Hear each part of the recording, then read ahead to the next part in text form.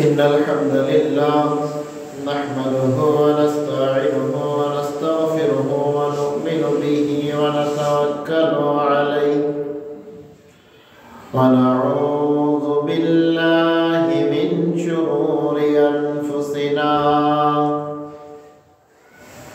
ومن سيئات أعمالنا من يهده الله فلا مضل له ومن يضلله فلا هادي له ونشهد أن لا إله إلا الله وحده لا شريك له ونشهد أن محمدا عبده ورسوله أرسله بالحق بشيرا ونذيرا وداعيا إلى الله بإذنه وسراجا منيرا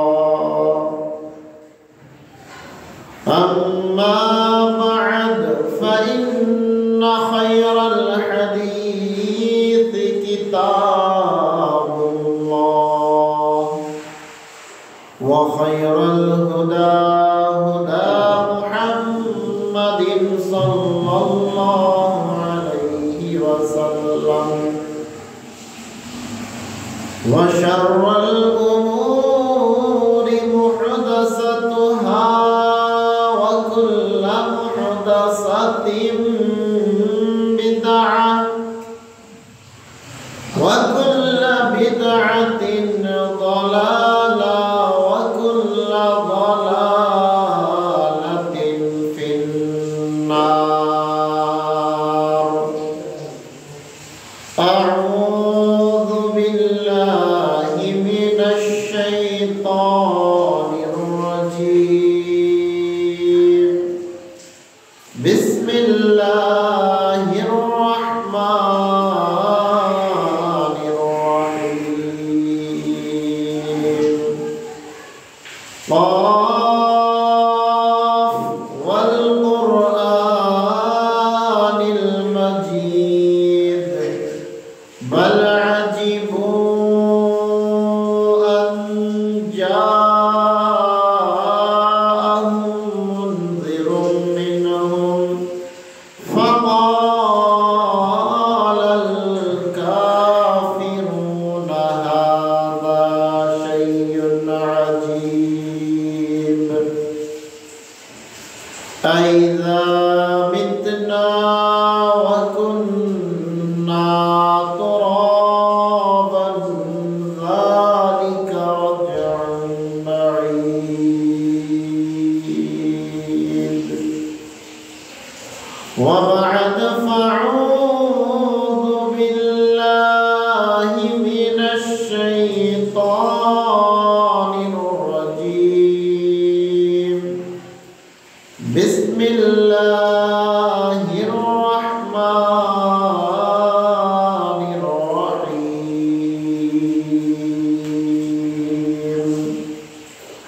وما آتاكم الرسول فخذوه وما نهاكم عنه فانتهوا.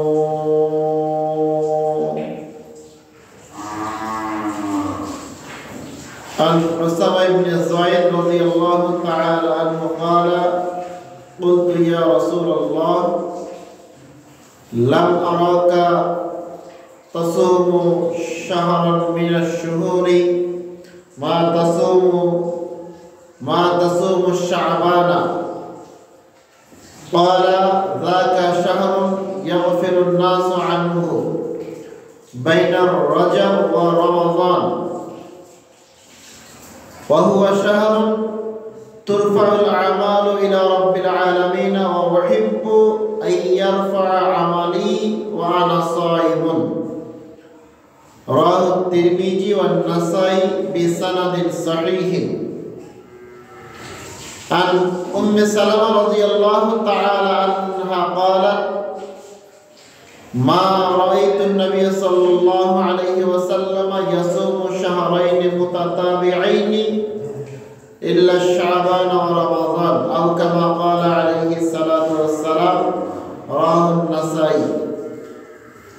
সম্মানিত উপস্থিতি, প্রশংসা আল্লাহর জন্য।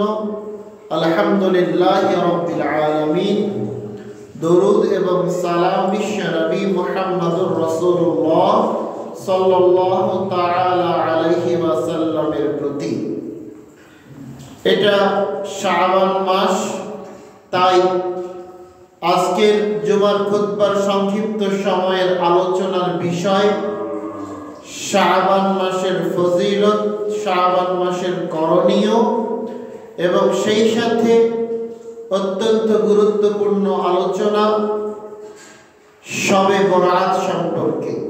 শবে বরাত সম্পর্কে ইসলাম কি বলে, এটা পালন করা যাবে কি যাবে না, এ প্রসঙ্গে বিস্তারিত আলোচনা করব ইনশাআল্লাহুল আজিজ। মসজিদের সকল মুসল্লিকে বিষয়টি গুরুত্বের সাথে শ্রবণ করে বুঝে সেই অনুযায়ী আমল করার জন্য বিনীতভাবে অনুরোধ জানাচ্ছি। শাবান মাস একটা গুরুত্বপূর্ণ মাস। এর গুরুত্ব, এর ফজিলত অনেক বেশি। তা আমরা পর্যায়ক্রমে হাদিসের মাধ্যমে জানতে পারবো ইনশাআল্লাহুল আজিজ। উম্মে সালামা রাদিয়াল্লাহু তাআলা আনহা বলেন, মা রাআইতুন নবী সাল্লাল্লাহু আলাইহি ওয়াসাল্লাম ইয়াসুমু শাহরাইন মুতাতাবিআইন ইল্লা শাবান ওয়া রমাদান। আমি মহানবী সাল্লাল্লাহু আলাইহি ওয়াসাল্লামকে পরস্পর 2 মাস টানা সিয়াম পালন করতে দেখি নাই, রমজান আর শাবান বাদ দিয়ে। অর্থাৎ রাসূল সাল্লাল্লাহু আলাইহি ওয়াসাল্লাম শাবান মাস একটানা রোজা রাখতেন। ঠিক রমজান মাস যেভাবে তিনি টানা রোজা রাখতেন, শাবান মাসটাও তিনি এইভাবেই একটানা রোজা রেখে যেতেন, সিয়াম পালন করে যেতেন। আয়েশা রাদিয়াল্লাহু তাআলা আনহা একই কথা বলেন যে আল্লাহ রাসূল সাল্লাল্লাহু আলাইহি ওয়াসাল্লাম শাবান মাসে যত বেশি সিয়াম পালন করতেন, অন্যান্য মাসে এত সিয়াম পালন করতেন না।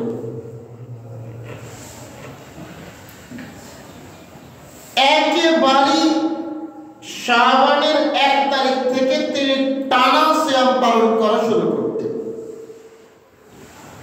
এটা নফল সিয়াম। নফল সিয়ামের ফজিলত, গুরুত্ব অনেক বেশি, এটা আমরা আগে থেকেই জানি। যেমন আল্লাহ রাসূল সাল্লাল্লাহু আলাইহি ওয়াসাল্লাম বলেছেন, মান সামা ইয়াওমান ফি সাবিলিল্লাহ বা'আদাল্লাহু ওয়াজহাহু আনিন নারি 70 খরিফা। কেউ যদি একদিন আল্লাহকে খুশি করার জন্য, আল্লাহকে ভালোবেসে সিয়াম পালন করে, তাহলে আল্লাহ রাব্বুল আলামিন তাকে জাহান্নাম থেকে 70 বছরের পথ দূরে ঠেলে দিবেন। সুবহানাল্লাহ। তার মানে আপনি যেখানে থাকবেন ওইখান থেকে জাহান্নামে পৌঁছাইতে সময় লাগবে 70 বছর। অন্য হাদিসে রাসূল সাল্লাল্লাহু আলাইহি ওয়াসাল্লাম বলেছেন, মান সামা ইয়াওমান ফি সাবিলিল্লাহ জাআলাল্লাহু বাইনাহু ওয়া বাইনান নারি খান্দাকান।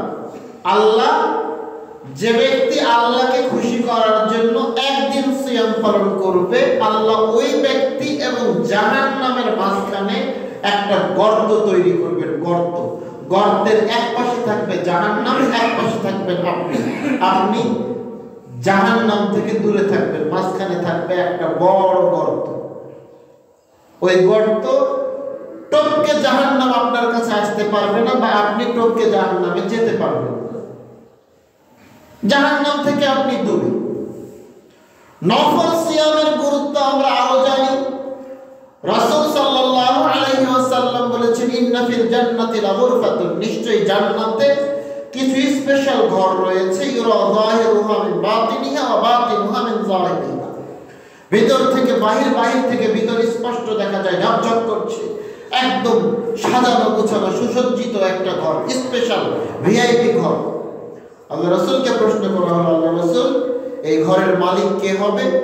আল্লাহ রাসূল বললেন, চারটা গুণ যার মধ্যে থাকবে, চারটা জিনিস যার মধ্যে থাকবে, সেই হচ্ছে এই ঘরের মালিক। এক, লিমান আলানাল কালামা, যে মানুষের সাথে নরম ভাবে কথা বলবে, মানুষের সাথে ভালো আচরণ করবে। যে মানুষের সাথে ভালো আচরণ করবে, যার আচার ব্যবহার ভালো, যার আখলাক ভালো, ওই ঘরের মালিক হচ্ছে সে। দুই, ওয়াকামাত তাআমা, যে মানুষকে খাবার খাওয়াবে, গরিব মিসকিন ফকির মিসকিনকে খাবার খাওয়াবে। তিন, ওয়াদামাস সিয়ামা, যে নিয়মিত নফল সিয়াম পালন করবে। নিয়মিত নফল সিয়াম যেই ব্যক্তি পালন করবে, এই ঘরের মালিকানা তার। চার, ওয়ায়ুসাল্লি বিল-লাইলি ওয়ান-নাসু নিয়াম, রাতে যখন মানুষ ঘুমিয়ে থাকবে, এই সময়ে যে উঠে তাহাজ্জুদের সালাত আদায় করবে, ওই ঘরের মালিক হচ্ছে সেই ব্যক্তি। তাহলে জান্নাতের স্পেশাল ভিআইপি ঘরের মালিক হতে গেলে গুণ হতে হবে কয়টা? চারটা। এক নাম্বার, আপনার আখলাক, আপনার চরিত্র ভালো হতে হবে। ক্ষমতা আছে বলে আপনি মানুষের সাথে খারাপ আচরণ করতে পারবেন না। টাকা আছে বলে টাকার গরম দেখিয়ে আপনি মানুষের সাথে খারাপ আচরণ করতে পারবেন না। স্ত্রীর সাথে, সন্তানের সাথে, বাবা মায়ের সাথে, নিকটাত্মীয় ভাই বোনের সাথে, কারোর সাথেই আপনি খারাপ আচরণ করতে পারবেন না। এমনকি আপনার অধীনস্থ কর্মচারীর সাথেও আপনি খারাপ আচরণ করতে পারবেন না। আনাস ইবনে মালিক রাদিয়াল্লাহু তাআলা আনহু বলেন, আমি 10 বছর আল্লাহ রাসূলের খেদমত করেছিলাম। আল্লাহ রাসূল কখনো আমাকে বলেন নাই, আনাস লিমা কুনতা, এই কথাটা কেন বললে? লিমা ফাআলতা, এই কাজ তুমি কেন করেছো? আল্লাহ রাসূল কখনো আমাকে এই কথা বলেন নাই। এইটা হচ্ছে চরিত্র, এটা হচ্ছে আচার ব্যবহার। হতে হবে এমন। জান্নাতের স্পেশাল ঘরের মালিক হতে গেলে এই গুণ আপনার থাকতে হবে। আপনি ক্ষমতার দাপট দেখিয়ে, টাকা পয়সার দাপট দেখিয়ে, শিক্ষার দাপট দেখিয়ে আপনি মানুষের সাথে খারাপ আচরণ করতে পারবেন না। ইসলাম আপনাকে এই হুকুম দেয় নাই, এই আদেশ দেয় নাই। জান্নাতের স্পেশাল ঘরের মালিক হতে গেলে দ্বিতীয় গুণ আপনার থাকতে হবে, ফকির মিসকিন, গরিব মিসকিনকে আপনাকে খাবার খাওয়াতে হবে।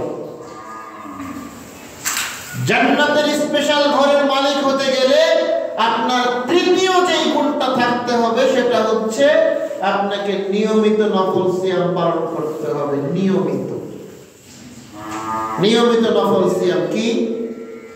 আল্লাহ রাসূল সাল্লাল্লাহু আলাইহি ওয়াসাল্লাম বলেছেন, মান সামা রমাযানা, যে রমাদান মাসে সিয়াম পালন করলো, সুম্মা আতবাআহু সিত্তাম মিনা শাওয়াল, এরপরে শাওয়াল মাসের 6টা সিয়াম পালন করলো, তাহলে সারা বছর রোজা রাখলে, সিয়াম পালন করলে যে সওয়াব পাওয়া যাবে, শাওয়ালের 6টা সিয়াম পালন করলে সেই সওয়াব পাওয়া যাবে। সুবহানাল্লাহ। এই যে এটা হচ্ছে নফল সিয়াম। আল্লাহ রাসূল সাল্লাল্লাহু আলাইহি ওয়াসাল্লাম বলেছেন, আল্লাহ রাব্বুল আলামিনের নিকটে সাপ্তাহিক আমল, বান্দার সাপ্তাহিক আমল আল্লাহর নিকটে পেশ করা হয়, প্রেরণ করা হয় সোমবার, বৃহস্পতিবার। তো আমি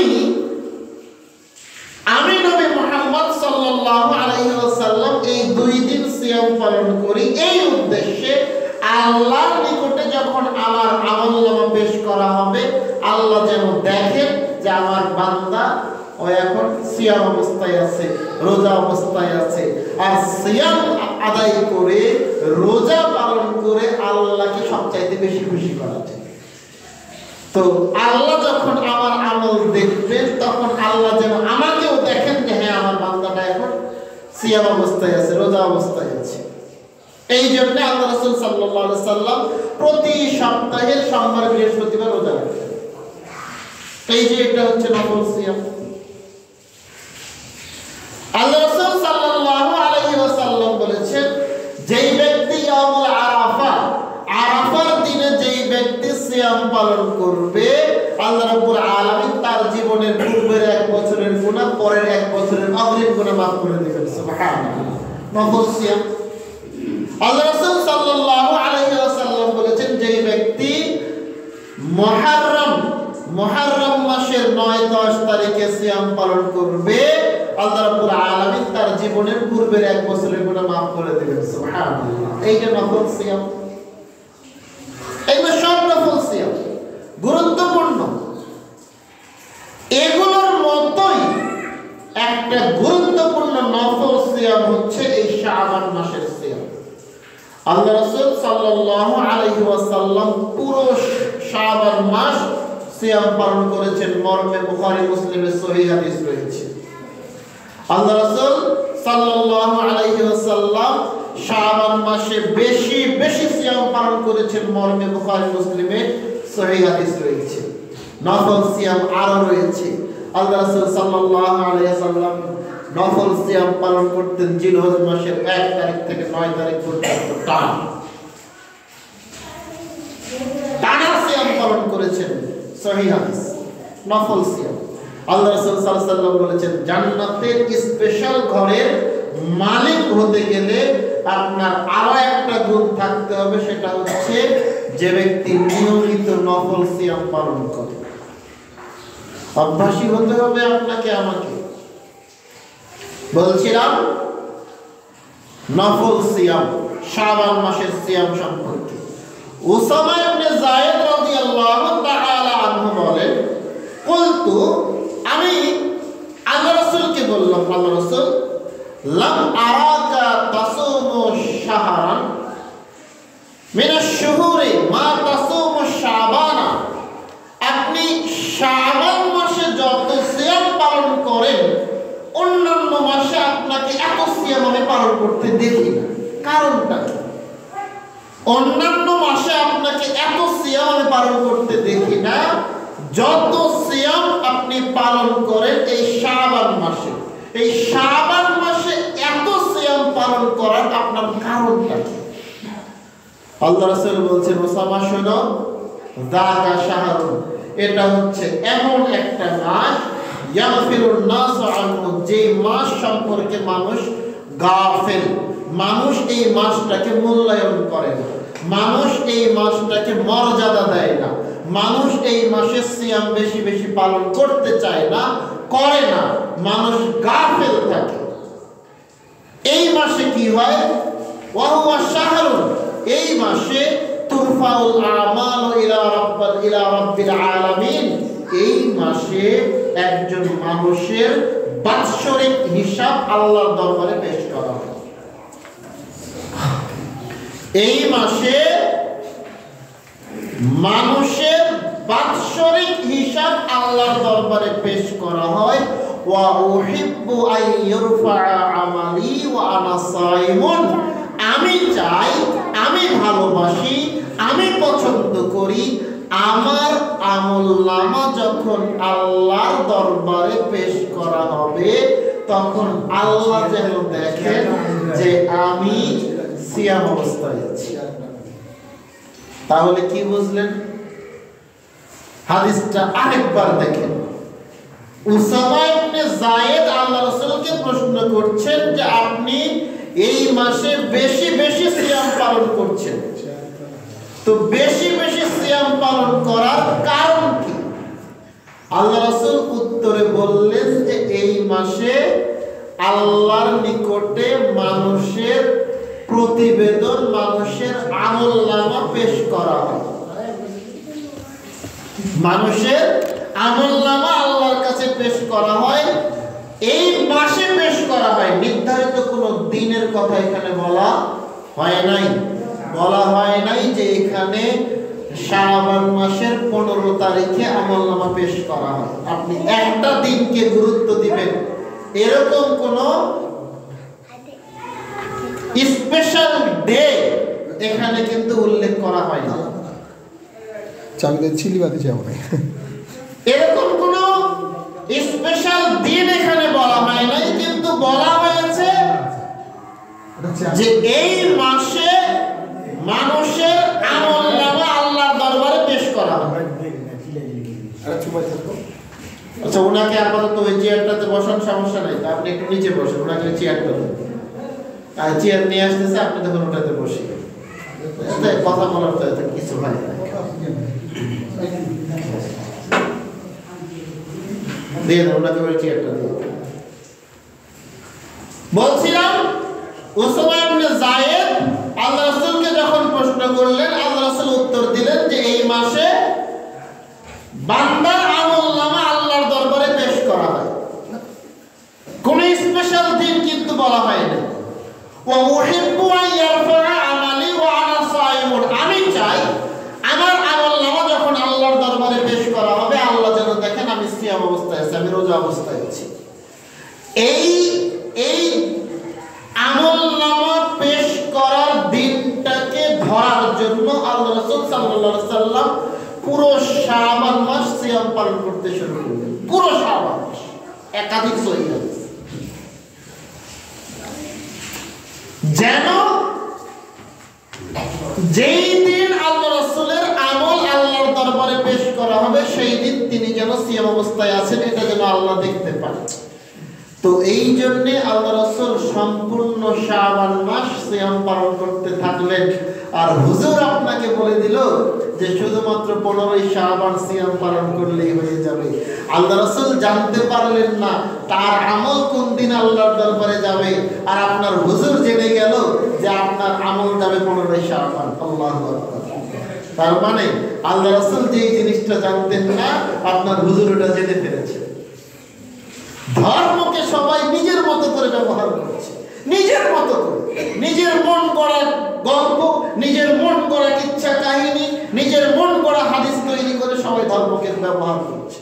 সাধারণ মানুষ বোকা, বুঝে না, জানতেও চায় না। হুজুর আপনি যে কথাটা বললেন, এই কথাটা কোথায় আছে একটু দেখান। হুজুর এইটা যে সহিহ, তার প্রমাণ আপনাকে দেখাতে হবে। মানুষ এটা জানতেও চায়, যার কারণে হুজুররা মানুষকে এখন ধোঁকার মধ্যে ফেলে রেখে দিচ্ছে।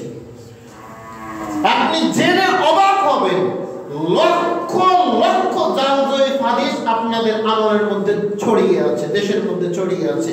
আপনি জানতেই পারছেন না যে আমি যেটা আমল করছি এটা সহি হচ্ছে নাকি জয়ী হচ্ছে, আপনি বুঝতেই পারছেন না। আল্লাহ রাসূল এমনি বলেন নাই যে আমার উম্মতের জন্য আমার সবচাইতে বড় ভয় হচ্ছে আল আইম্মাতুল মুযিল্লিন, ভ্রান্ত হুজুর। হুজুর হবে ভ্রান্ত, হুজুর হবে ভ্রান্ত, এটা হচ্ছে আমার উম্মতের জন্য আমার সবচাইতে বড় ভয়। আপনি দেখেন হচ্ছেও তাই। হুজুর ভ্রান্ত হওয়ার কারণে হুজুর মানুষকে নিজের মতো করে বিধান বলে দিয়ে যাচ্ছে, মানুষ ওটাই আমল করছে। আল্লাহু আকবার। তাহলে এই ক্ষতি হচ্ছে ইসলামের, এই ক্ষতি হচ্ছে মুসলমানের। আল্লাহ রাসূল এই ভয়টা আগেই করে গিয়েছিলেন। আল্লাহ রাসূল বলেছেন, শোনো, আল্লাহ ইলমকে সরাসরি ছিনিয়ে নেবেন না, ওয়ালাকি ইয়াকবিজুল উলমা বিকবজিল উলামা। আল্লাহ ইলমটাকে, বিদ্যাটাকে, জ্ঞানটাকে তুলে নেবেন বিকবজিল উলামা, বড় বড় সহিহ আকীদার আলেম ওলামাদের মৃত্যুর মাধ্যমে। যখন যেই আলেম মারা যাবে সেই জায়গাটা পূরণ হবে, হয় নাই। ইমাম বুখারী রাহিমাহুল্লাহ মারা গেছেন, তার জায়গা পূরণ হয় নাই। ইমাম মুসলিম রাহিমাহুল্লাহ মারা গেছেন, তার জায়গা পূরণ হয় নাই। আবু দাউদ রাহিমাহুল্লাহ মারা গেছেন, তার জায়গা পূরণ হয় নাই। এইভাবে আস্তে আস্তে আল্লামা নাসিরউদ্দিন আলবানী রাহিমাহুল্লাহ মারা গেছেন, তার জায়গা পূরণ হয় নাই, হবেও না। এইভাবে একজন একজন করে আলেম, নামি দামি আলেম, যারা সহিভাবে দ্বীন ইসলামকে বুঝেছে এবং প্রচার করেছে, তারা এইভাবে একজন একজন করে মারা যাবে, তাদের জায়গা পূরণ হবে না। আপনি এত দূরে যাইয়েন না, আপনি এত দূরে যাইয়েন না। আপনাকে আমি আপনার বাংলাদেশ দিয়ে বোঝাচ্ছি। বাংলাদেশের আহলে হাদিসের মধ্যে একজন নামী ব্যক্তি ছিলেন ডক্টর আব্দুল বারী রাহিমাহুল্লাহ, মারা গেছেন। তার জায়গা আজ পর্যন্ত পূরণ হয় নাই। আপনি দেখেন আল্লামা দেলোয়ার হোসেন সাঈদী রাহিমাহুল্লাহ মারা গেছেন। শত শত মানুষ তার বক্তব্যের মাধ্যমে হেদায়েত লাভ করেছেন। দ্বীন ইসলাম প্রচারে আল্লামা দেলোয়ার হোসেন সাঈদী রাহিমাহুল্লাহর অবদান কতখানি তা আমরা সবাই জানি। মারা গেছেন। আল্লামা দেলোয়ার হোসেন সাঈদীর মতো আর কোনো আলেম, ওই পর্যায়ের আলেম তৈরি কিন্তু হয় না। আপনি বলতে পারেন যে হুজুর ডক্টর মিজানুর রহমান আজহারি আছে, তারপরে আরো অনেক আছে, থাকতে পারে, কিন্তু তার জায়গায় ইনারা যেতে পারবেন না। একই রকম ভাবে আপনি দেখেন এই যে গত কয়েক বছর ধরে ডক্টর জাকির নায়েক ইসলাম প্রচারে তার অবদান, ইসলামের জন্য তার নিবেদন কত বেশি আপনি দেখেন। ওরকম একজন আলেম এখনো কিন্তু তৈরি হয়নি, অথচ তিনি এখনো জীবিত আছেন। তো আল্লাহ রাসূল সাল্লাল্লাহু আলাইহি ওয়াসাল্লাম বলেছেন, এই যে এইভাবে আল্লাহ এই সমস্ত আলেমদেরকে দুনিয়া থেকে নিয়ে যাবেন, ওই জায়গাটা ফাঁকা থেকে যাবে, ওই জায়গাটা পূরণ হবে না। দেখেন ইমাম বুখারী রাহিমাহুল্লাহর মতো যদি আরেকজন আলেম যদি তৈরি হতো, তাহলে এই যে সমাজের যে দ্বন্দ্বগুলো, এগুলো কিন্তু থাকতো না। এই যে 20 রাকাত তারাবি নিয়ে দ্বন্দ্ব, এই যে শবে বরাত নিয়ে দ্বন্দ্ব, এই যে আপনার মনে করেন যে আরো যে লাইলাতুল কদর নিয়ে দ্বন্দ্ব, এই যে যত প্রকার দ্বন্দ্ব, ফরজ সালাতের পরে সম্মিলিত মুনাজাত, কেউ বলছে বিদআত, কেউ বলছে সুন্নাত, কেউ একদম ফরজের মতো করে চালিয়ে দিচ্ছে, এই যে দ্বন্দ্বগুলো, এই দ্বন্দ্বগুলো থাকতো না। আল্লাহ রাসূল সাল্লাল্লাহু আলাইহি ওয়াসাল্লাম এই হাদিসের শেষ অংশে যেই কথাটা বলেছেন সেটা আরো ভয়ানক। আল্লাহ রাসূল সাল্লাল্লাহু আলাইহি ওয়াসাল্লাম বলেছেন, ফাইত্তাখাযান নাস রুসান জুহালান, যখন সমাজে আর কোনো সেরকম নামি দামি আলেম থাকবে না, সহিভাবে দ্বীন যারা বুঝেছেন, দ্বীন যারা প্রচার করেছেন, এরকম আলেম যখন থাকবে না, ফাইত্তাখাযান নাস রুসান জুহালান, তখন মানুষ জাহেলদেরকে নেতা হিসাবে, ইমাম হিসাবে, মাওলানা হিসাবে গ্রহণ করবে। ফাত্তাউন নাস বিগাইরি ইলমিন, এরা তখন মানুষদেরকে ফতোয়া দিবে, এমন ভাবে ফতোয়া দিবে, এমন বিষয়ে ফতোয়া দিবে যা সে নিজেই জানে না। একদম সমাজের বাস্তবতাটা এই হাদিসের মধ্যে আপনি দেখতে পাবেন। একেবারে বাস্তব চিত্র আপনাকে দেখাচ্ছি আমি, হাদিসের অনুবাদের সাথে আপনি এবার সমাজটাকে মিলিয়ে দিন। হাজার হাজার শত শত আলেম মুফতি ফতোয়া দিচ্ছে, ইসলাম প্রচার করছে, বক্তব্য দিচ্ছে, বক্তব্যের মঞ্চ গরম করে দিচ্ছে, মানুষকে পাগল করে দিয়ে চলে যাচ্ছে, কিন্তু সহিহ হাদিসের কথা আপনি তাদের মধ্যে পাবেন না। সমাজটাই হয়ে গেছে এরকম, যে যত নতুন নতুন কথা শোনাতে পারবে, যে যত বেশি গান গল্প কিচ্ছা কাহিনী শোনাতে পারবে, তার ডিমান্ড তত বেশি। 80,000, 90,000, 50,000 টাকা দিয়ে আপনি ইমাম নিয়ে, একজন মাওলানা নিয়ে চলে আসছেন, এলাকায় ওয়াজ করছেন, ওয়াজ মাহফিল করছেন, ওয়াজ মাহফিলের নামে ব্যবসা করছেন। আপনিও ব্যবসা করছেন, হুজুরও এসেছে ব্যবসা করার জন্য। দুইজনের ব্যবসায় আপনারা দুইজনই লাভ হয়ে গেলেন, ক্ষতির মধ্যে পড়লো সাধারণ জনগণ। তারা কিছুই বুঝলো না, কিছুই বুঝলো না। আল্লাহ রাসূল বলছেন যে এরকমই হবে। কিরকম? ফাইত্তাখাযান নাস রুসান জুহালান, মানুষ তখন জাহেলদেরকে আলেম ওলামা হিসেবে গ্রহণ করবে, তাদেরকে আলেম ওলামার জায়গায় বসিয়ে তাদের কাছ থেকে ফতোয়া দিবে। ফাত্তাউন নাস বিগাইরি ইলমিন, তারা মানুষকে ফতোয়া দিবে যেই বিষয়ে তাদের কোনো জ্ঞানই নেই, যেই বিষয়ে তাদের কোনো জানাই নেই। হুজুর সরাসরি বলছে শবে বরাত পালন করতে হবে, হুজুর সরাসরি বলছে লাইলাতুল কদরের রাত একটাই, সেটাই হচ্ছে 27 রাত। হুজুর সরাসরি বলছে সবে মেরাজের রাত পালন করতে হবে, ইবাদত করতে হবে। হুজুর সরাসরি বলছে। হুজুর আপনি কি এই হাদিসগুলো পড়েন নাই? আপনাকে জানা উচিত ছিল, আপনাকে বোঝা উচিত ছিল, তারপর জনগণের কাছে আপনাকে এগুলো বলতে হবে। ফাযাল্লু ওয়া আযাল্লু, আল্লাহ রাসূল বলছেন এই যে যখন মানুষ জাহেলদেরকে, জাহেল বলেছেন, জাহেলদেরকে যখন মানুষ আলেম ওলামা হিসেবে গ্রহণ করবে, মাওলানা হিসেবে গ্রহণ করবে, এরা যখন মানুষের কাছে ফতোয়া দিবে অজানাভাবে, না জেনে ফতোয়া দিবে, ফাযাল্লু ওয়া আযাল্লু, তারা মানুষকেও পথভ্রষ্ট করবে, নিজেরাও পথভ্রষ্ট হয়ে যাবে। একদম হাদিসের মধ্যে আপনি সরাসরি সমাজের বাস্তবতা দেখতে পাবেন। বলছিলাম আল্লাহ রাসূল সাল্লাল্লাহু আলাইহি ওয়াসাল্লাম উসামা ইবনে যায়েদকে বলছেন, উসামা শোনো, এই মাসে আল্লাহ রাব্বুল আলামিনের নিকটে মানুষের আমলনামা পেশ করা হয়, এই শাবান মাসে পেশ করা হয়, আর আমি চাই আমার আমলটা যখন আল্লাহর দরবারে পেশ করা হবে, আল্লাহ যেন দেখেন আমি সিয়াম অবস্থায় আছি, আমি রোজা অবস্থায় আছি, এই জন্য আমি এই মাসে বেশি বেশি করে সিয়াম পালন করি। মনে রাখবেন এই হাদিস কিন্তু সহিহ, এই হাদিসের মধ্যে কিন্তু কোথাও 15ই শাবান বা নির্ধারিত শাবান মাসের কোনো দিনের কথা উল্লেখ নাই। সুতরাং আপনি নির্ধারিতভাবে 15ই শাবানকে আপনি এই পুরো মাসটাকে একটা দিনের মধ্যে সীমাবদ্ধ করে রাখতে পারবেন না। সম্মানিত উপস্থিতি, আপনাদের কাছে উদাত্ত আহ্বান জানাবো, আমরা নফল সিয়ামগুলোর প্রতি গুরুত্ব দেই। কষ্ট হবে না, আপনি মনে করলে আপনার কষ্ট হবে। আপনি রমজান মাসে পুরো এক মাস সিয়াম পালন করেন, খুব কি কষ্ট হয় আপনার? খুব কষ্ট কিন্তু হয়।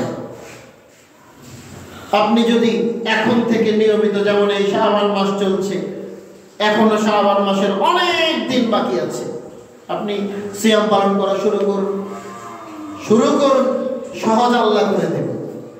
ইসলাম এমন একটা ধর্ম, আল্লাহর ভালোবাসা আপনার উপর আমার উপর এমন ভাবে আছে যে আপনি ইসলামের বিধান যখন পালন করার নিয়ত করবেন যে হ্যাঁ এটা আমি পালন করব, আল্লাহ রাব্বুল আলামিন ওটা আপনার জন্য সহজ করে দেবেন। আপনার নিয়তের উপর নির্ভর, আপনি নিয়ত করেন, আল্লাহ এটা আপনার জন্য সহজ করে দেবেন, আল্লাহ সহজ করে দেবেন। তা আপনি নফল সিয়ামগুলোর প্রতি গুরুত্ব দেন। কেন দিবেন? আল্লাহ রাসূল সাল্লাল্লাহু আলাইহি ওয়াসাল্লাম বলেছেন, একদিন সিয়াম যে ব্যক্তি পালন করবে আল্লাহকে খুশি করার জন্য, আল্লাহ জাহান্নাম থেকে তার দূরত্ব করে দিবেন কত বছর? একটু আগে বললাম 70 বছর। 70 বছর দূরে থাকবে জাহান্নাম আপনার থেকে, একদিন সিয়াম পালন করলে। তো আপনি যদি শাবান মাসে এখন বেশি বেশি সিয়াম পালন করা শুরু করেন, এরপরে যদি আপনি অন্যান্য মাসে, এই যে প্রতি মাসে আল্লাহ রাসূল সাল্লাল্লাহু আলাইহি ওয়াসাল্লাম 3 দিন সিয়াম পালন করেছেন, আইয়ামে বিঈদ হিসাবে 13, 14, 15 তারিখে সিয়াম পালন করেছেন, আপনি ওগুলা পালন করেন। আল্লাহ রাসূল সাল্লাল্লাহু আলাইহি ওয়াসাল্লাম বলেছেন, যেই ব্যক্তি প্রতি মাসে 13, 14, 15 তারিখে আইয়ামে বিঈদের সিয়াম পালন করবে, সারা বছর সিয়াম পালন করলে যেই সওয়াব, এই 3 দিন সিয়াম পালন করলে সেই সওয়াব। সুবহানাল্লাহ, 3 দিন সমান 365 দিন। আল্লাহু আকবার, এত সুযোগ দিয়েছেন আল্লাহ, এত সুযোগ দিয়েছেন। এরপরে প্রতি সপ্তাহে সোমবার বৃহস্পতিবার সিয়াম পালন করবেন। কেন করবেন? এই 2 দিন আল্লাহর নিকটে সাপ্তাহিক প্রতিবেদন পেশ করা হয় মানুষের। শাওয়াল মাসে 6টা সিয়াম পালন করবেন নফল সিয়াম হিসেবে। কেন? শাওয়াল মাসের 6টা সিয়াম পালন করলে সারা বছর সিয়ামের সমান সওয়াব আল্লাহ আপনাকে দিয়ে দিবেন। আরাফার দিনে সিয়াম পালন করবেন। কেন? আরাফার দিনে সিয়াম পালন করলে পূর্বের 1 বছরের গুনাহ, পরের 1 বছরের অগ্রিম গুনাহ আল্লাহ মাফ করে দিবেন। সুবহানাল্লাহ। এরপরে মুহররম মাসের 10 তারিখ সিয়াম পালন করবেন। শুধু 10 তারিখ সিয়াম পালন করে ইহুদি খ্রিস্টান তাদের বিরোধিতা করার জন্য আল্লাহ রাসূল তখন 9-10 তারিখে সিয়াম পালন করা শুরু করলেন। এই সিয়াম পালন করলে কি হবে? পূর্বের 1 বছরের গুনাহ আল্লাহ রাব্বুল আলামিন মাফ করে দিবেন। সুবহানাল্লাহ। এই যে এত সুযোগ দিয়েছেন আল্লাহ, এই সুযোগগুলো নেওয়ার জন্য আপনাকে আমাকে নফল সিয়ামে গুরুত্ব দিতে হবে। আর কি কারণে গুরুত্ব দিব? জান্নাতের স্পেশাল ঘরের মালিক যদি হতে চান তাহলে আপনাকে এই নফল সিয়াম পালন করতে হবে। সম্মানিত উপস্থিতি, আসুন আমরা এই নফল সিয়ামগুলো পালনে অভ্যাসী হই। আল্লাহ রাব্বুল আলামিন আপনাকে আমাকে সেই তৌফিক দান করুন। আল্লাহুম্মা আমিন।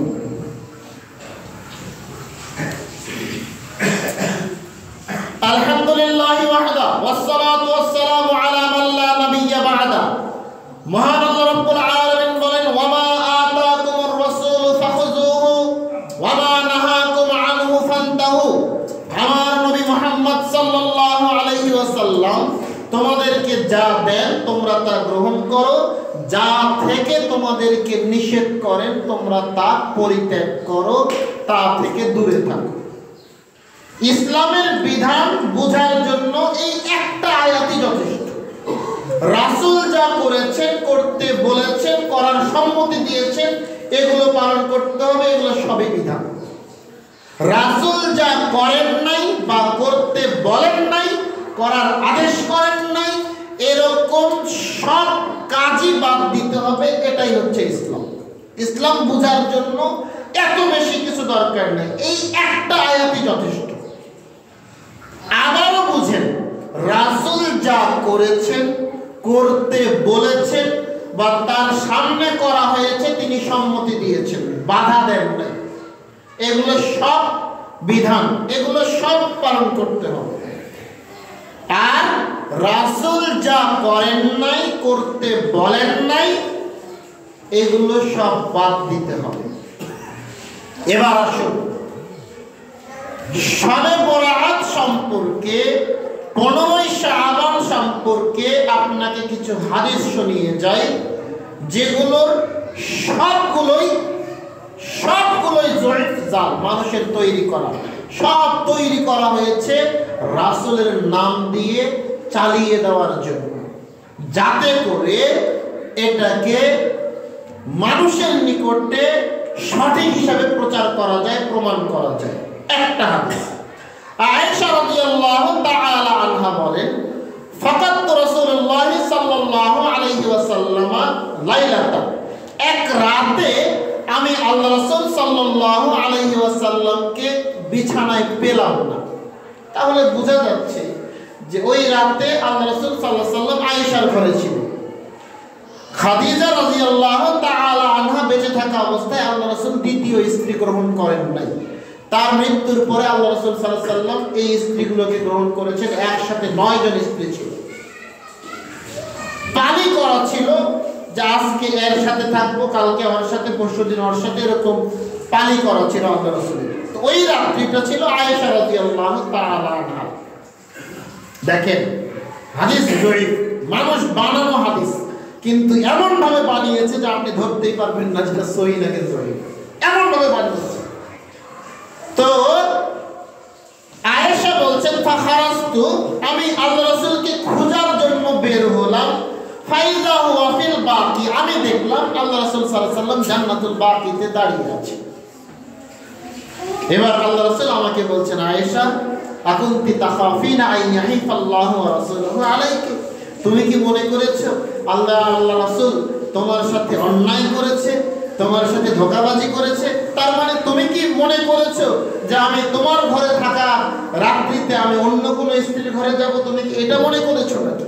শোনো, এটা হচ্ছে এমন একটা রাত, অর্থাৎ এই নিসফে শাবান, 15ই শাবান, শবে বরাতের রাত, এমন একটা রাত যেই রাতে আল্লাহ রাব্বুল আলামিন কাল গোত্রের যতগুলো ছাগল রয়েছে, এই ছাগলের লোম পশম যতগুলো হবে এতজন মানুষকে ক্ষমা করে দেন।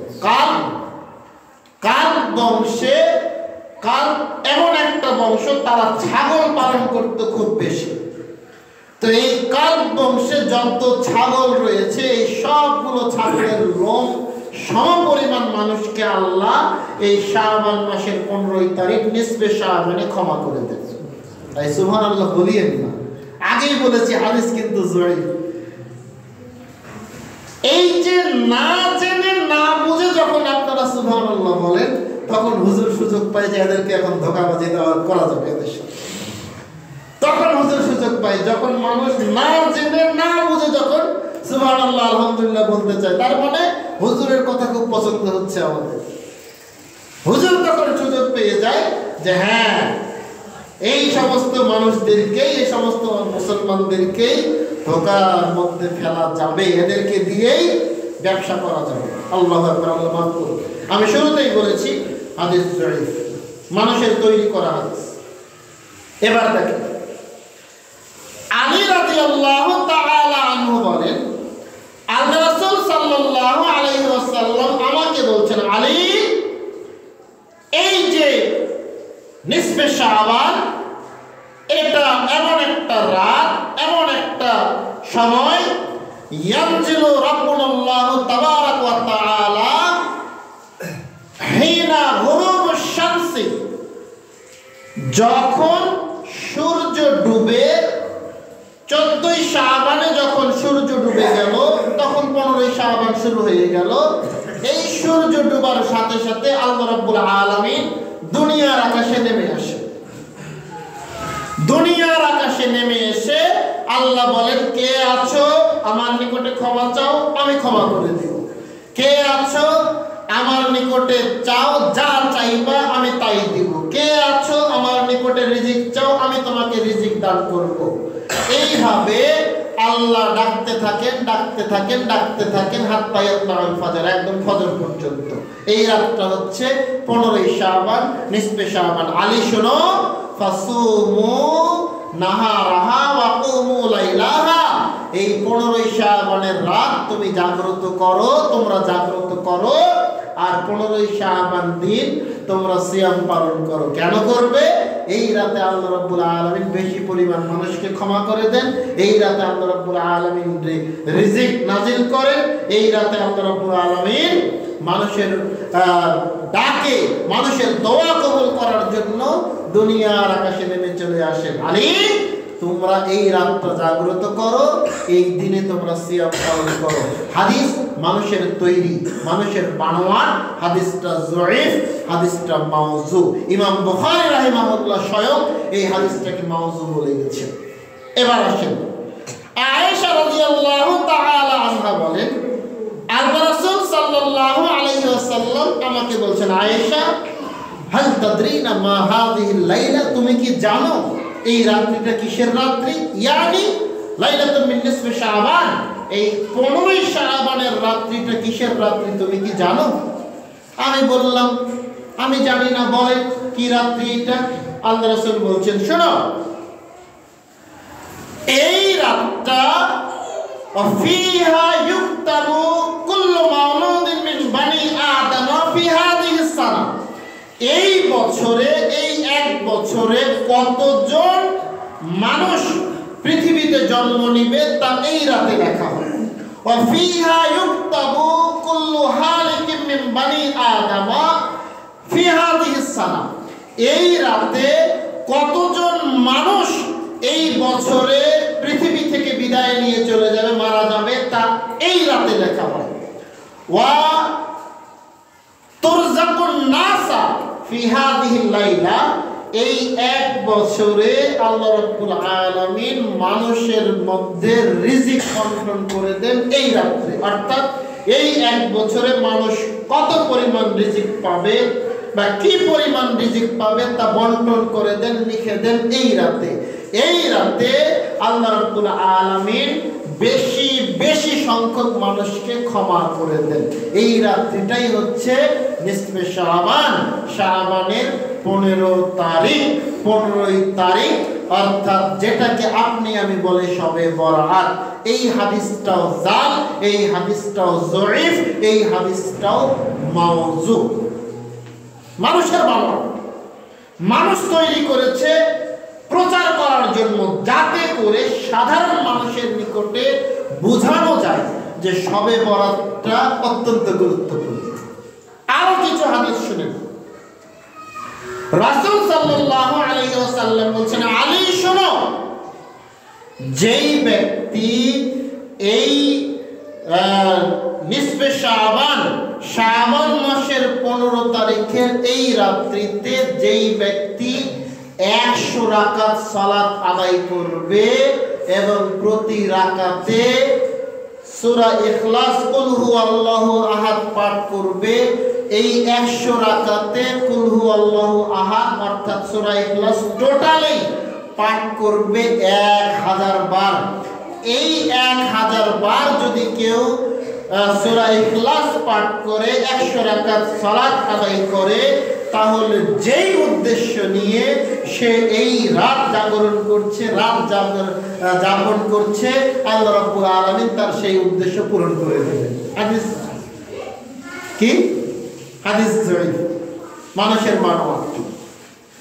একটা লম্বা লিস্ট আছে, আপনি যদি ইন্টারনেটে সার্চ দিতে পারেন, হ্যাঁ, যে শবে বরাত বা এই নিসফে শাবান বা 15ই শাবান সম্পর্কিত আমল সমূহ, আপনি স্ক্রল করতে করতে হয়তো বা একটা লম্বা হাদিসের লিস্ট আপনি পেয়ে যাবেন। লম্বা একটা হাদিসের লিস্ট, কয়েকটা হাদিস ওখানে দেখানো হয়েছে, সবগুলোই জাল, সবগুলোই জয়ীফ। নিচে লেখা আছে, নিচে আবার লেখাও আছে যে এই উপরে সমস্ত হাদিসগুলো জাল, জয়ীফ। আপনি আরো কিছু হাদিস শুনুন। রাসূল সাল্লাল্লাহু আলাইহি ওয়াসাল্লাম বলেছেন, 5টা রাত্রে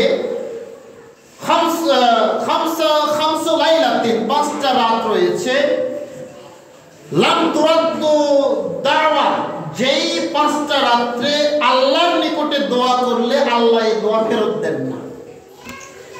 এক, আউয়ালু লাইলাতিন মিন রাজব, রজব মাসের প্রথম রাত্রি। ওয়া লাইলাতুন মিন নিসফি শাবান, শাবান মাসের 15 তারিখ, শবে বরাতের রাত্রি। ওয়া লাইলাতুন মিন ইয়াউমিল ফিতর, ঈদুল ফিতরের রাত্রিতে। ওয়া লাইলাতুন মিন ইয়াউমিন নাহার, কুরবানি ঈদের রাত্রিতে। ওয়া লাইলাতুন মিন ইয়াউমিল জুমআ, জুমআর দিনের রাত্রিতে। এই 5টা রাত্রিতে আল্লাহর নিকটে দোয়া করলে আল্লাহ দোয়া ফেরত দেন না। হাদিস জয়ীফ, জাল হাদিস। সব জাল, মানুষের তৈরি করা। শবে বরাত নামে কোন শব্দ আপনি হাদিসে পাবেন না। সব শব্দের অর্থ হচ্ছে রাত, বারাতুন শব্দের অর্থ হচ্ছে ভাগ্য, তার মানে ভাগ্য রজনীর রাত। ভাগ্য নির্ধারণের রাত তো আমরা জানি লাইলাতুল কদরের রাত। আল্লাহ রাব্বুল আলামিন নিজেই বলেছেন, ইন্না আনজালনাহু ফি লাইলাতুল কদর, আমি এই কোরআনকে নাযিল করেছি লাইলাতুল কদরের রাত্রিতে। ওয়া মা আদরাকা মা লাইলাতুল কদর, লাইলাতুল কদরের রাত্রি কি তুমি কি সেটা জানো? লাইলাতুল কদর খায়রুম মিন আলফি শাহর, 1000 মাসের চাইতে উত্তম হচ্ছে একটা রাত্রি। তো সেটা তো রমজান মাসে পড়ে আছে, সেটা ঘুরতে ঘুরতে আবার এই শাবান মাসে আসলো কিভাবে? হ্যাঁ, যেটা পড়ে আছে রমজান মাসে কোরআন এবং সহিহ হাদিস দ্বারা প্রমাণিত, সেটা এই শাবান মাসে আসলো কিভাবে? কে আনলো এটা? কিভাবে আসলো এটা এখানে? মানুষ বড়ই বোকা। হুজুর মানুষকে আরবি একটা করে লাইন শোনাচ্ছে আর অনুবাদ করে দিচ্ছে, মানুষ ওটাই বিশ্বাস করে নিচ্ছে। হুজুর যেটা বলেছে মানুষ মনে করছে এটাই হচ্ছে রাসূলের কথা। আল্লাহু আকবার। যার কারণে রাসূল সাল্লাল্লাহু আলাইহি ওয়াসাল্লাম বলেছেন, আমার উম্মতের জন্য আমার সবচাইতে বড় ভয় হচ্ছে ভ্রান্ত হুজুর। হুজুর ভ্রান্ত হবে, এই ভ্রান্ত হুজুরদের কারণে ইসলামের মুসলমানদের সবচাইতে বেশি ক্ষতি হয়। এবার এই হাদিসগুলোর মতো আপনাকে একটা হাদিস শোনাই, সহিহ বুখারী মুসলিমের হাদিস, একেবারে সহিহ বুখারী মুসলিম সহিহ হাদিস। আয়েশা রাদিয়াল্লাহু তাআলা আনহা বলেন, ইনকালাবা, রাসূল সাল্লাল্লাহু আলাইহি ওয়াসাল্লাম আসলেন, ঘরে আসলেন। এটা ওই রাতের কথা যেই রাতে আল্লাহ রাসূল সাল্লাল্লাহু আলাইহি ওয়াসাল্লাম আমার সাথে থাকবেন। আল্লাহ রাসূল ঘরে আসলেন, ফাখলাআনা আলাহু, তিনি তার জুতাগুলো খুললেন, ওয়া ওয়াদাআ রিজলাইহি, জুতাগুলো খুলে বিছানার পায়ের দিকে রাখলেন। এরপরে তিনি তার চাদরটা খুললেন, চাদরটা খুলে সেটাও পাশে রাখলেন। পাশে রাখার পরে তিনি তার লুঙ্গিটা বিছিয়ে দিয়ে বিছানার উপর শুয়ে পড়লেন। আল্লাহ রাসূল মনে করেছেন আমি ঘুমিয়ে গেছি। আমি কিন্তু ঘুমাই নাই, আমি জেগে আছি, আমি ঘুমানোর ভান করে আছি, এটা দেখার জন্য যে আল্লাহ রাসূল কি করেন। কিছু সময় পরে আল্লাহ রাসূল উঠলেন। ওঠার পরে তিনি ফাখাযা রিদাহু রুয়াইদান, আস্তে করে চাদরটা নিলেন, আস্তে করে জুতাগুলো পরলেন, আস্তে করে দরজাটা খুললেন। বের হয়ে যাওয়ার পরে আস্তে করে দরজাটা লাগিয়ে দিলেন। রুয়াইদান শব্দ ব্যবহার করা হয়েছে প্রত্যেকটা জায়গাতে। আস্তে করে চাদর নিলেন, আস্তে করে জুতা পরলেন, আস্তে করে দরজা খুললেন, আবার আস্তে করে দরজাটা লাগিয়ে দিলেন। তো আল্লাহ রাসূল এই কাজগুলো আস্তে করলেন, ধীরে ধীরে করলেন। কিসের জন্য? যাতে আয়েশা না জেগে যায়, যাতে আয়েশার ঘুম না ভেঙে যায়। আয়েশা কিন্তু ঘুমান নাই, কিন্তু আল্লাহ রাসূল মনে করেছেন আয়েশা ঘুমিয়ে আছে। তা আয়েশার যেন ঘুম না ভেঙে যায়, যার কারণে আল্লাহ রাসূল এই কাজগুলো আস্তে আস্তে করলেন। এবার আয়েশা রাদিয়াল্লাহু তাআলা আনহা বলছেন, আমি উঠলাম, ওঠার পরে আমি আমার জামা গায়ে দিলাম। দিরউন শব্দ ব্যবহার করা হয়েছে, অর্থাৎ এই দেখবেন ম্যাক্সি জাতীয় একটা কাপড়, যেটা মাথার দিক দিয়ে ঢুকিয়ে দিলে একদম পায়ের টাকনু পর্যন্ত একদম ঢেকে যায়, এমন ধরনের একটা কাপড়। আয়েশা রাদিয়াল্লাহু তাআলা আনহা ওই কাপড়টা পরিধান করলেন। করার পরে তিনি এবার ফলো করছেন যে আল্লাহ রাসূল কোথায় যাচ্ছেন। ফাইদা হুয়া ফিল বাকি, আল্লাহ রাসূল সাল্লাল্লাহু আলাইহি সাল্লাম জান্নাতুল বাকিতে গেলেন। তারপরে তিনি ওয়ারাফা ইয়াদাহু সালাসা মাররাতিন, তিনি হাত তুললেন, দোয়া করলেন, মুনাজাত করলেন, আবার হাত নামিয়ে দিলেন। দেওয়ার পরে কিছুক্ষণ পর আবার হাত তুললেন, আবার দীর্ঘক্ষণ সময় ধরে দোয়া করলেন, মুনাজাত করলেন, আবার হাত নামিয়ে দিলেন। আবার তিনি দীর্ঘক্ষণ ধরে দাঁড়িয়ে মুনাজাত করলেন, দোয়া করলেন, আবার হাত নামিয়ে দিলেন। 3 বার তিনি এই কাজ করলেন। ফানহারাফা, এরপরে আল্লাহ রাসূল সাল্লাল্লাহু আলাইহি ওয়াসাল্লাম এবার ফিরেছেন, বাড়ির দিকে আসবেন, বাড়িতে আসবেন, তিনি মুখ ঘুরিয়েছেন। ফানহারাফতু, আমিও এবার মুখ ঘোরালাম বাড়ির দিকে, আমিও চলে যাব। তো আল্লাহ রাসূল সাল্লাল্লাহু আলাইহি ওয়াসাল্লাম এবার হাঁটতে শুরু করলেন, আমিও হাঁটতে শুরু করলাম। আল্লাহ রাসূল দৌড়াতে শুরু করলেন, আমিও দৌড়াতে শুরু করলাম। ফাসাবাতু, আমি আল্লাহ রাসূলের আগেই ঘরে ঢুকে গেছি। ঢুকে গিয়ে আমি এবার বিছানায় শুয়ে গেছি ঠিক আগের মতো। আল্লাহ রাসূল এবার ঘরে এসে আমাকে বলছেন, কি ব্যাপার আয়েশা, তোমার নিঃশ্বাস এত জোরে চলে কেন? ওই যে দৌড়ে এসেছে, দৌড়ানোর কারণে নিঃশ্বাস তো জোরে হবে। আয়েশা, নিঃশ্বাস এত জোরে হচ্ছে কেন, কি ব্যাপার? তুমি কি কিছু বলবে নাকি লাতীফুল খবীর আল্লাহ রাব্বুল আলামিন যিনি সব বিষয়ে জানেন তিনি আমাকে জানিয়ে দিবেন? বলো, মানে তুমি কি নিজে থেকে কিছু বলবে নাকি যিনি লাতীফুল খবীর তিনি আমাকে জানিয়ে দিবেন? তো আয়েশা রাদিয়াল্লাহু তাআলা আনহা বলছেন, আল্লাহ রাসূল, যদি আমি এখন আপনাকে না বলি, জিবরাইলের মাধ্যমে আপনি সঠিকটা জানতেই পারবেন যে কি হয়েছে কি না হয়েছে। তো সত্যি কথা বলতে, আপনি যখন বাড়ি থেকে বের হয়ে গেছিলেন, আমিও আপনাকে ফলো করে বের হয়ে গেছিলাম দেখার জন্য যে আপনি কোথায় যান। তো আল্লাহ রাসূল বলছেন, আয়েশা, তাহলে তুমি কি সেই যাকে আমি আমার সামনে একটা কালো ছায়া দেখতে পেলাম, তুমি কি সেই ছিলে নাকি? হ্যাঁ, আমি সেই ছিলাম। আমি দেখার জন্য গিয়েছিলাম যে আপনি কোথায় যান। আল্লাহ রাসূল বলছেন, শোনো, আতানি জিবরাইল, আমার নিকটে জিবরাইল এসেছিল, এসে আমাকে আদেশ করলো যে আমি যেন জান্নাতুল বাকিতে গিয়ে সেখানে কবর শুয়ে থাকা কবরবাসীদের জন্য আল্লাহর নিকটে একটু দোয়া করতে পারি। হাদিস বুখারী মুসলিমের। এই হাদিসের কোথাও কি আপনি দেখাতে পারবেন যে নিসফে শাবান বা শাবানের 15 তারিখ এরকম কোনো শব্দ আছে? নাই। এটা 1 নম্বর কথা। 2 নম্বর কথা, এই হাদিসটা যদি 15ই শাবানের জন্য হয়, এটা যদি 15ই শাবানের জন্য হয়, আর 15ই শাবান শবে বরাত যদি এতই গুরুত্বপূর্ণ, এতই ফজিলতপূর্ণ হয়, তাহলে আল্লাহ রাসূল ধীরে ধীরে সব কাজ করলেন কেন? এটা একটা প্রশ্ন কিন্তু থেকে যায়। আল্লাহ রাসূল ধীরে ধীরে সব কাজ কেন করলেন? কেন? আয়েশার কি ক্ষমার প্রয়োজন নাই? আয়েশার কি রিজিকের প্রয়োজন নাই? আয়েশার কি আল্লাহর নিকটে কিছু চাওয়া থাকতে পারে না? তাহলে আল্লাহ রাসূল একা ধীরে ধীরে গেলেন কেন? তিনি তো বলতে পারতেন, আয়েশা উঠো, এটা হচ্ছে লাইলাতুল শবে বরাতের রাত, এটা হচ্ছে লাইলাতুল মিন নিসফি শাবান, শাবানের 15 তারিখ, আল্লাহর নিকটে যা চাইবা আল্লাহ তাই দিবে, আল্লাহর নিকটে চাও। আল্লাহ রাসূল কিন্তু এই কথা আয়েশাকে বললেন না, বরং আয়েশার যেন ঘুম না ভাঙে এই জন্য তিনি গোপনে সব কাজ করলেন, আস্তে আস্তে সব কাজ করলেন। এখানে আপনার আরো একটা জিনিস বোঝা বাকি আছে। আল্লাহ রাসূল সাল্লাল্লাহু আলাইহি সাল্লাম জান্নাতুল বাকিতে দোয়া করার জন্য একা গেলেন। আবু বকর, উমর, উসমান, আলী, আনাস, অন্যান্য কোন সাহাবীকে কিন্তু সাথে নিয়ে যায় নাই। দোয়া করতে গেছেন কবরস্থানে তিনি একা।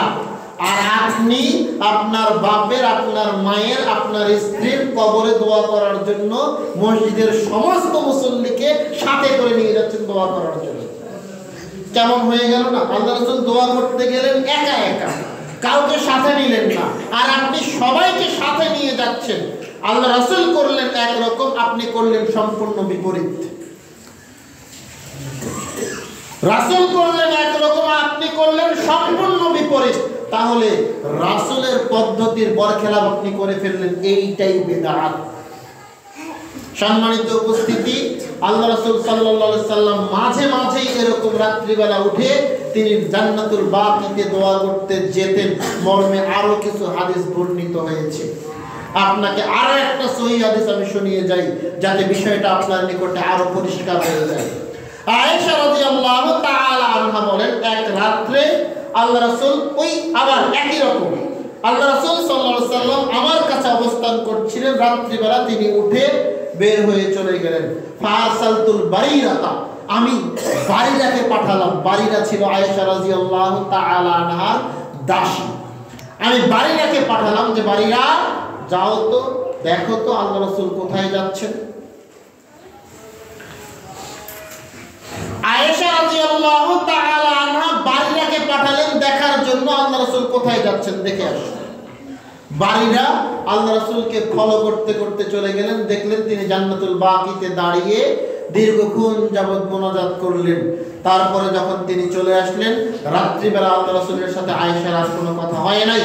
এবার পরের দিন সকালে আয়েশা রাদিয়াল্লাহু তাআলা আনহা আল্লাহ রাসূলকে বলছেন, আল্লাহ রাসূল, আপনি গত রাত্রে কোথায় গিয়েছিলেন? আইনা যাহাবতা ফি লাইলাতিল বারিলাতা, আপনি গত রাতে কোথায় গিয়েছিলেন? আল্লাহ রাসূল বলছেন, আমি গিয়েছিলাম জান্নাতুল বাকিতে, যাতে করে আমি তাদের জন্য আল্লাহর নিকটে দোয়া করতে পারি, মুনাজাত করতে পারি। হাদিস বুখারী মুসলিমের সহিহ হাদিস। তাহলে বোঝা যাচ্ছে এই হাদিস থেকে আপনাকে কয়েকটা জিনিস আমি শিক্ষা দিয়ে যাচ্ছি। এক নাম্বার শিক্ষা, আল্লাহ রাসূল সাল্লাল্লাহু আলাইহি সাল্লাম মাঝে মাঝেই তিনি এইভাবে রাত্রিবেলা উঠে জান্নাতুল বাকিতে গিয়ে দোয়া করেছেন। আপনিও চাইলে আপনার বাবা মায়ের কবরে রাত্রিবেলা উঠে একাকী গিয়ে দোয়া করতে পারবেন। হাদিস সহিহ, আল্লাহ রাসূল করেছেন। এখানে আপনার জন্য আরো একটা শিক্ষা। আয়েশা রাদিয়াল্লাহু তাআলা আনহা আল্লাহ রাসূলকে প্রশ্ন করছেন যে, আল্লাহ রাসূল, গত রাতে আপনি কোথায় গিয়েছিলেন? আল্লাহ রাসূল বললেন না, আরে তোমাকে আমি উত্তর দিব কেন, তুমি কে? আল্লাহ রাসূল বললেন না, তুমি প্রশ্ন করার কে, তোমাকে বলতে হবে আমি কোথায় গিয়েছিলাম। আপনি যেই ভাষা বলেন আপনার স্ত্রীকে, আমি সেই ভাষা বলছি। আপনি যেই ভাষা বলেন, আপনার স্ত্রী যখন আপনাকে আপনার কাছে জানতে চায়, আপনি কিন্তু এরকম কথা বলেন, তোমাকে বলতে হবে আমি কোথায় গিয়েছিলাম, তোমাকে কৈফিয়ত দিব, তুমি শোনার কে, তুমি জানার কে। আল্লাহ রাসূল এই কথা কিন্তু আয়েশাকে বললেন না, ডাইরেক্ট বললেন যে আমি গত রাত্রে কোথায় গিয়েছিলাম? জান্নাতুল বাকিতে গিয়েছিলাম। আল্লাহ রাসূলের আচরণ ছিল এরকম স্ত্রীর সাথে, আর আপনার আচরণ হয়েছে একটা চোরের মতো, ডাকাতের মতো। লজ্জা থাকা উচিত আপনার, আপনি আপনার স্ত্রীর সাথে এত খারাপ আচরণ করেন। এরপরে এখানে মা বোনদের জন্য আরো একটা শিক্ষা। আয়েশা রাদিয়াল্লাহু তাআলা আনহা যখন দেখলেন আল্লাহ রাসূল বাড়ি থেকে বের হয়ে গেলেন, ঘর থেকে বের হয়ে গেলেন, তিনি বাইরাকে পাঠালেন গোয়েন্দাগিরি কোথায় দেখো। তাহলে মা বোন আপনাকেও বলে যাই, আপনারও উচিত আপনার স্বামী কোথায় যাচ্ছে, কি করছে তার খোঁজ খবর রাখা। আয়েশা খোঁজ খবর রেখেছেন, আপনাকেও রাখতে হবে। আপনি হচ্ছেন আপনার স্বামীর জন্য একজন উত্তম সাহায্যকারী, সহযোগিতাকারী, উত্তম একজন মনে করেন সঙ্গী। সুতরাং আপনার স্বামী কোথায় যাচ্ছে, কার সাথে মিশছে, কি কাজ করছে, তা দেখার অধিকার আপনার আছে। দেখেন, আয়েশা দেখেছেন, তার মানে আপনাকেও দেখতে হবে, খোঁজ খবর রাখতে হবে। সম্মানিত উপস্থিতি, আপনাকে বলছিলাম শবে বরাত নামে কোনো শব্দ ইসলামে নাই, ইসলামে নাই, ইসলামে নাই। সুতরাং শবে বরাতের জন্য আপনি যত প্রকার আমল করবেন, যত প্রকার ইবাদত করবেন, তার সবগুলোই বাতিল, বাতিল, একটা গ্রহণযোগ্য হবে না। বরং আপনি যদি শবে বরাতের জন্য কোনো আমল করেন, শবে বরাতের জন্য কোনো ইবাদত করেন, ওই ইবাদতের কারণে, ওই আমলের কারণে আপনার যাবতীয় আমল, যাবতীয় ইবাদত নষ্ট হয়ে যাবে। ফলাফলে আপনি জাহান্নামে যাবেন। মর্মে রাসূল সাল্লাল্লাহু আলাইহি ওয়াসাল্লাম বলেছেন, কুল্লু ওয়া শাররুল উমুরি মুহদাসাতুহা, সবচাইতে খারাপ রাস্তা হচ্ছে ইসলামের মধ্যে নতুন কোন জিনিস ঢুকিয়ে দেওয়া। ওয়া কুল্লু মুহদাসাতিন বিদআহ, প্রত্যেক নতুন নতুন যেই বিধানগুলোই বের হবে, এই সব বিধানই হচ্ছে বিদআত। ওয়া কুল্লু বিদআতিন যালালা, প্রত্যেক বিদআতই হচ্ছে ভ্রষ্টতা। ওয়া কুল্লু যালালাতিন ফিন্নার, প্রত্যেক ভ্রষ্টতাই হচ্ছে জাহান্নামী। আপনি যদি এরকম কোন আমল করেন যেই আমল আল্লাহ রাসূল করেন নাই, আল্লাহ রাসূলের কোনো সাহাবী করেন নাই, সেই আমল যদি আপনি করেন, এইটাই হবে বেদাত। আর বেদাতের ফলাফল হচ্ছে জাহান্নাম, জাহান্নাম, জাহান্নাম। আপনাকে আমাকে এগুলো থেকে বাঁচতে হবে। আপনি যদি এই শাবান মাসটাকে মূল্যায়ন করতে চান, আপনাকে পুরো শাবানটাকে মূল্যায়ন করতে হবে। আপনি একদিন পর পর, 2 দিন পর পর সিয়াম পালন করতে পারেন, চাইলে আপনি টানা সিয়াম পালন করতে পারেন। এইভাবে আপনি শাবান মাসটাকে কাটাবেন। মনে রাখবেন, একদিনের জন্য এই শাবান মাস নয়, একদিনের জন্য শাবান মাস নয়। যারা ওই নিয়মিত এগুলো করতে পারবে না, তারা বাঁচার জন্য এই রাস্তাটা বের করেছে যে গোটা মাস তো পারবো না, একদিন করলেই হবে। কিন্তু তারা এটা চিন্তা করলো না যে আল্লাহ রাসূল একদিন বা এক রাতকে মূল্যায়ন করেন নাই। আসুন আমরা এটাকে বুঝি, আমরা এটাকে জানি। আপনি যদি একজন সঠিক মুসলমান হতে চান, আপনি যদি একজন সহিহ আকীদার মুসলমান হতে চান, তাহলে প্রতিটা রাত আপনার জন্য শবে বরাত। কিভাবে? প্রতি রাতে আল্লাহ রাব্বুল আলামিন দুনিয়ার আকাশে নেমে আসেন। হাদিস তো বুখারী মুসলিমে একাধিক দিন আপনাকে বলেছি, প্রতি রাতে আল্লাহ রাব্বুল আলামিন শেষ অংশে দুনিয়ার আকাশে নেমে আসেন। এসে বলেন, মাইয়াদুনি ফাস্তাজিব লাহু, কে আছো আমার নিকটে চাও, যা চাইবা তাই দিব। ওয়া মাইয়াসালুনি ফাউতিয়াহু, কে আছো যা চাও তাই দিব, তাই দিব। ওয়া মাইয়াস্তাগফিরুনি ফাগফির লাহু, কে আছো আমার নিকটে ক্ষমা চাও, আমি তোমাকে ক্ষমা করে দেব। এইভাবে আল্লাহ রাব্বুল আলামিন প্রতি রাতে দুনিয়ার আকাশে নেমে আসেন। কখন? শেষ অংশে। তা আপনি যদি মূল্যায়ন করতে চান, প্রত্যেকটা রাতকে আপনাকে মূল্যায়ন করতে হবে। আসুন আমরা এগুলোকে বুঝি, এগুলোকে ভালোভাবে বুঝে সেই অনুযায়ী আমল করি। আল্লাহ রাব্বুল আলামিন আপনাকে আমাকে সঠিক দিন এবং ধর্ম বুঝে আমল করার তৌফিক দান করুন, আল্লাহুম্মা আমিন। আমরা যেন এই সমস্ত ভ্রান্ত মতবাদ থেকে, এই সমস্ত ভ্রান্ত জাল জয়ীফ হাদিস থেকে নিজের ঈমানকে, নিজের আমলকে রক্ষা করতে পারি। আল্লাহ রাব্বুল আলামিন আপনাকে আমাকে সেই তৌফিক দান করুন, আল্লাহুম্মা আমিন। আল্লাহ, তোমার অনেক দয়া, তোমার অনেক রহমত। আল্লাহ, তুমি আমাদের সবাইকে মাফ করো, আল্লাহুম্মা আমিন। আল্লাহ, আমাদের সবাইকে তুমি সঠিক দ্বীন এবং ধর্ম বুঝার তৌফিক দান করো, আল্লাহুম্মা আমিন। আমরা যেন সঠিক দ্বীন এবং ধর্ম বুঝে সেই অনুযায়ী আমল করতে পারি, সেই তৌফিক তুমি আমাদেরকে দান করো, আল্লাহুম্মা আমিন। এই দাবি, এই দোয়া তোমার দরবারে রেখে আজকের বক্তব্য শেষ করছি। সুবহানাকা আল্লাহুম্মা ওয়া বিহামদিকা আশহাদু আল্লা ইলাহা ইল্লা আনতা আস্তাগফিরুকা ওয়া আতুবু ইলাইক।